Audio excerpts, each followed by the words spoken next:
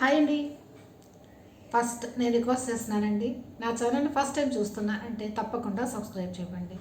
Already చూస్తూ కూడా subscribe చేయకుండా ఎవరైనా ఉంటే సబ్స్క్రైబ్ చేయండి. ముందుగా మీరు సబ్స్క్రైబ్ చేస్తే నాకు ఒక మోటివేషన్ అనేది దొరుకుతుంది. ఓకే, ఇంతమంది చూస్తున్నారు, సబ్స్క్రైబ్ చేస్తున్నారు అని చెప్పేసి నాకు ఒక ఎంకరేజ్ చేసినట్టు అనిపిస్తుంది అన్నమాట. అందుకని చెప్పేసి ఒకవేళ వీడియో నచ్చితే లైక్ చేయండి. లైక్ చేస్తే ఏంటంటే వీడియో మరికొంతమందికి రీచ్ అవుతుంది. అందుకని చెప్పేసి please like, share and subscribe. ఇప్పుడు ఈ వీక్ అండి 12th వీక్ నామినేషన్స్ అనేవి అదిరిపోయే స్టేజ్లో ఉన్నాయా, లేకపోతే ఫ్లాప్ అవుతాయా అని చెప్పేసి అర్థం కాని పరిస్థితుల్లో ఉన్నాము. ఎందుకు అంటే ఈసారి నామినేషన్స్ బిగ్ బాస్ హౌస్లో ఉన్న వాళ్ళంతటా వాళ్ళు ఒకళ్ళ మీద ఒకళ్ళు వేసుకోకుండా ఇప్పుడు బిగ్ బాస్ సీజన్ 8 నుంచి ఎవరైతే ఎలిమినేట్ అయ్యి బయటకు వచ్చేసారో వాళ్ళు మళ్ళీ రీఎంట్రీ ఇచ్చి బిగ్ బాస్ హౌస్లో ఉన్న వాళ్ళకి నామినేట్ చేయాలంట. ఓకే, ఇదైతే బాగానే ఉంది నామినేట్ చేయడం అనేది. కానీ నామినేట్ చేసేటప్పుడు ఆ ఫైట్ అనేది ఉంటుందా లేదా అనేది తెలియాలి. ఎందుకంటే యాక్చువల్లీ నామినేట్ చేస్తున్నప్పుడు ఏమవుతుందంటే ఒక పర్సన్, ఫర్ ఎగ్జాంపుల్ నిఖిల్ ప్రేరణ చేస్తున్నాడు అనుకోండి, లేకపోతే నిఖిల్ గౌతమ్ని చేస్తున్నాడు. అప్పుడేంటి, నిఖిల్ ఏ పాయింట్స్ ప్రకారం గౌతమ్కి నామినేట్ చేస్తున్నాడో దానిని గౌతమ్ అనేది డిఫెన్స్ చేసుకుంటాడు. ఆ టైంలో ఏమంటే నువ్వు ఈ విధంగా ప్రవర్తించావు కదా అని నిఖిల్ని ప్రశ్నించే క్వశ్చన్ అనేది ఉంటుంది. నువ్వు ఆ మాట అనకపోయి ఉండాల్సిందే, నువ్వు ఆ మాట అన్నావు, అందుకే నేను ఈ మాట అన్నాను అని చెప్పేసి గౌతమ్ అంటాడు. లేదు, ఆ సిచ్యువేషన్ అలా ఉంది కనుక నిన్ను ఇలా అన్నానని చెప్పేసి నిఖిల్ అనేది అంటాడు. అప్పుడు వీళ్ళిద్దరి మధ్య ఫైట్ అనేది ఏర్పడుతుంది కదా. మరి ఆ సిచ్యువేషన్ అనేది ఇప్పుడు మనం చూడబోతున్నావా? ఫర్ ఎగ్జాంపుల్ సోనియా వచ్చి నిఖిల్ నామినేట్ చేస్తుంది. ఏమన్నా ఒకవేళ నామినేట్ చేసింది అనుకోండి, నువ్వు మాస్క్ వేసుకునే ఉన్నావు, ఇంకా ఆ మాస్క్ అనేది తీసేయి, ఎమోషనల్ నుంచి బయటకు రా అని చెప్పేసి సోనియా నిఖిల్కి నామినేట్ చేసింది అనుకోండి.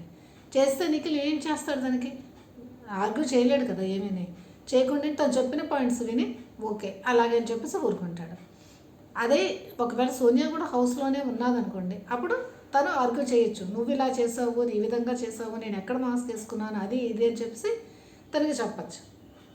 ఒకళ్ళ మధ్యన ఫైట్ అనేది అవుతుంది. కానీ ఇప్పుడు ఏంటంటే ఎలిమినేట్ అయిపోయి వచ్చిన వాళ్ళు హౌస్లో ఉన్న వాళ్ళని నామినేట్ చేస్తే ఏమంటుందంటే వాళ్ళు చెప్పిన పాయింట్స్ వినేసి ఊరుకుంటారు, లేదా 1-2 మాటలు అనేసి ఊరుకుంటారు, లేకపోతే ఫైర్ అవుతారు. ఇది మాత్రం మనం చూడాలి. నాకు తెలిసినంత ప్రకారం ఫైర్ ఉండొచ్చు, లేకపోవచ్చు. మరి మీరేమనుకుంటున్నారు? ఫైర్ ఉంటుందని అనుకుంటున్నారా? ఉంటే మాత్రం కామెంట్ చేయండి. కానీ ఏది ఏమైనా బిగ్ బాస్ సీజన్ 8లో ఇది మాత్రం ఫస్ట్ టైం జరుగుతుంది. బిగ్ బాస్ హౌస్లోనే ప్రస్తుతం ఇది ఫస్ట్ టైం జరుగుతుంది తెలుగులో మాత్రం. హిందీలో ముందుగా ఈ విధంగా ఇలా ఉండేది, ఎలిమినేట్ అయిన వాళ్ళు వచ్చి ఆల్రెడీ ఉన్న వాళ్ళని నామినేట్ చేయడం అది. కానీ బిగ్ బాస్ తెలుగులో మాత్రం ఫస్ట్ టైం అయితే ఇది జరగబోతుంది. మరి ఇది బిగ్ బాస్కి ప్లస్ అవుతుందా, మైనస్ అవుతుందా, మనమైతే చూడాలని అనుకుంటున్నాము.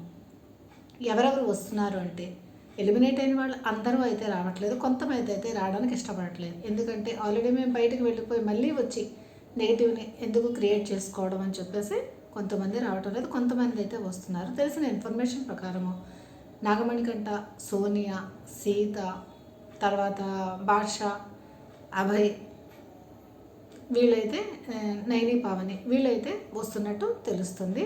బేబక్క రాకపోవచ్చు అనుకుంటున్నాను. బాద్షా కూడా డౌట్ఫుల్లేనండి. వీళ్ళైతే వస్తున్నారని చెప్పేసి వీళ్ళు వచ్చిన వాళ్ళు ఎవరికి నామినేట్ చేస్తారనుకుంటున్నారో చెప్పండి. నాకు తెలిసినంత ప్రకారము నిఖిల్, గౌతము, నబీల్ వీళ్ళు ముగ్గురు టాప్లో ఉన్నారని తెలుసు, టాప్ 3లో ఉన్నారని. వీళ్ళు ఒకవేళ నామినేషన్లోనికి వచ్చినా సరేనో సేవ్ అవుతారని తెలుసు. అందుకని చెప్పేసి వీళ్ళకి కాకుండా మిగతా వాళ్ళకి అంటే యష్మి, ప్రేరణ, అవినాష్కి అయితే వేయడం జరగదు. ఎందుకంటే మెగా చీఫ్ అయ్యాడు కనుక తనకు అవ్వదు.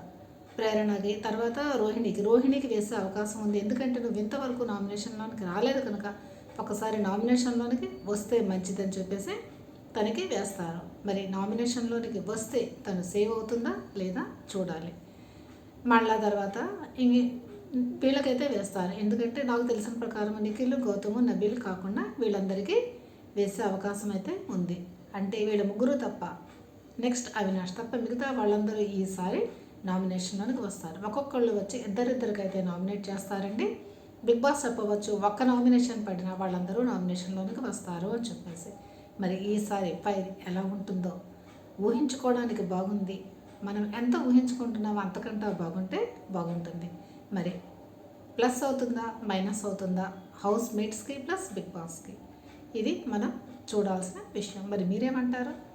ఇది సరికొత్త పద్ధతిలో అయ్యే ఈ నామినేషన్స్ అనేవి సక్సెస్ అవ్వాలని కోరుకుంటున్నాం. Okay, bye bye. సి ప్లీజ్ లైక్ చేశారా? లైక్ చేయకపోతే లైక్ చేసేయండి. సబ్స్క్రైబ్ చేయకపోయినా సబ్స్క్రైబ్ చేయండి. Please like, share and subscribe. Bye.